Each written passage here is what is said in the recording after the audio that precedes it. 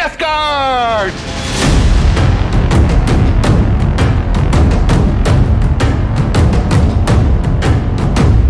Death Guard are super tough because they worship the god of life and death. They get to avoid dying when they should, which is kind of handy, although it does mean that you might end up as a poxwalker, which they seem to really enjoy, but everyone else seems to think would be a problem. And that's kind of Death Guard's problem all over. They want to just bring you in. They're actually really friendly. They just want to infect you and have you be part of their horde.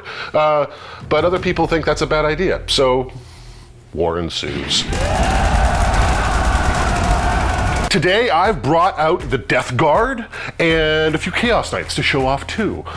These are some of my favorite Chaos toys that we have in our collection, involving such amazing models as Mortarion himself, Evol, the once defeated. We've even got Yassault, he's the Corrodinator, Gortax is hanging out up there, and even Oseat the Destroyer. Some of my more favorite models in the Death Guard are Puppets, the Poxwalkers. I love Poxwalkers. They do the best at gumming up the gears of the enemy. The Grandfather Blessed Spawn of Chaos have been instrumental in a few of my victories. The Death Shroud Terminators are ace. I'm not as big of a fan of the Blight Lord Terminators. They're pretty good. They're the brick. The Death Shrouds, they're the killers in the army. They do some serious heavy lifting. And of course, Flesh Mower Drones, they do amazing things when they get to get out there and do their business. And of course, four Plague Burst Crawlers, because you always need one more Plague Burst Crawler. It's just sort of a truism of life in every situation, especially in the supermarket. Bring an extra Plague Burst Crawler. I have the pleasure of playing with this army, but I didn't paint all of it. Most of it was painted by Tak, one of the other Play On members, and he's done an amazing job at creating this scheme. I've painted a few things into this scheme, so in the end, this is a bit of a team effort when it comes to the paint, but definitely it was his concept originally and a lot of his ideals and special personal touches when it comes to making this army into what it is before you. Specifically, he's very proud of the basing, which is a pretty simple, straightforward recipe. Really, the big part of it is to try and tie the base together using water effects that are then painted white, then neon yellow, then neon green. So it gives this really toxic, radioactive snot effect that really gives a distinctive flavor to the bases and makes the models really visible, although they have fairly dark paint jobs on the tabletop, which I really enjoy. Hey, Tak! You just call my basing snot? Yeah. So I was given the moniker Child of Chaos by voice of Play On, JT McDowell, I believe. Now, I can't remember the exact time or the exact quote, but I'm gonna lean on that as the place that I first heard the term Child of Chaos. And of all the things I've been called in my life, that's one of the things I can be proudest about. So, Death Guard weren't always fallen to chaos. They were part of the Horus Heresy and fighting for control of the entire empire as Horus tried to separate from the Emperor and all that goodness. And the Death Guard were a big part of this, but during the Horus Heresy, got stuck in their spaceship in the warp. And when they were stuck in the warp, they got Nurgle noticed them. I think that was kind of it. There wasn't a whole lot of encounter play, but they basically fell to Nurgle at that point. And Ben, we need that for the sponsorship spot. What? I was hungry and bored. I'm hungry too. Thank you, Magic Spoon. I am so excited about this sponsorship today because it's cereal. So I have a gluten allergy, my friend Tak has a soy allergy, and both of us are really getting into eating Magic Spoon. With Magic Spoon, not only is it soy and gluten-free and allergen-friendly, it's really, really tasty. Magic Spoon cereals have 0 grams of sugar, 13 to 14 grams of protein, and only have 4 net grams of carbs in each serving. Only 140 calories per serving total. They're also keto-friendly, gluten-free, grain-free, soy-free, and low-carb. We can definitely use the low-carb. And you know what? This really brings me back to when I was a child and I could play with my toys all day long and eat cereal. Nothing's changed. Click the link below to grab a variety pack and try it today. And be sure to use the promo code PLAYMAGIC at checkout to get $5 off on any order. Or go to magicspoon.com/playmagic. Magic Spoon is so confident in the product that it is backed with a 100% happiness guarantee. So if you don't like it for any reason, they'll refund your money. No questions asked. No questions? No questions. Hey, I've got a question. What's up? Did Magnus do anything wrong? Ooh.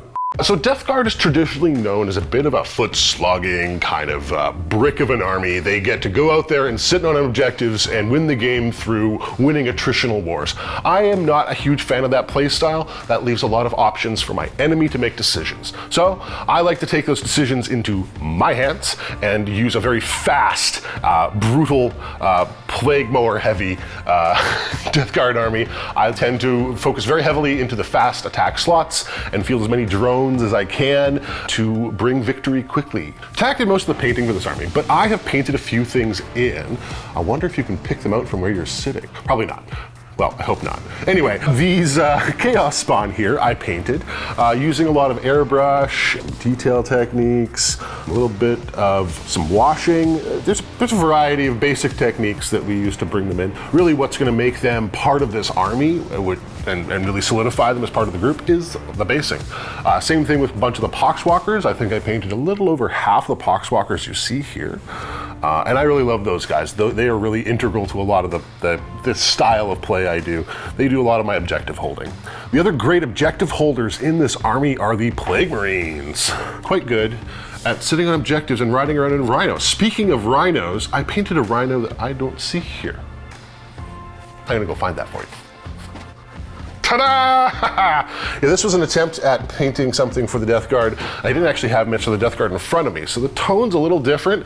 I think it's a successful paint job, but it doesn't quite match. I had the same problem with some of these models, the Greater Blight drones, I believe they're called. I had a trouble meeting some of the color blends that Tack has put down on some of the rest of the army, specifically in the Terminators and such. I also painted this Demon Prince. I was looking at a totally different scheme.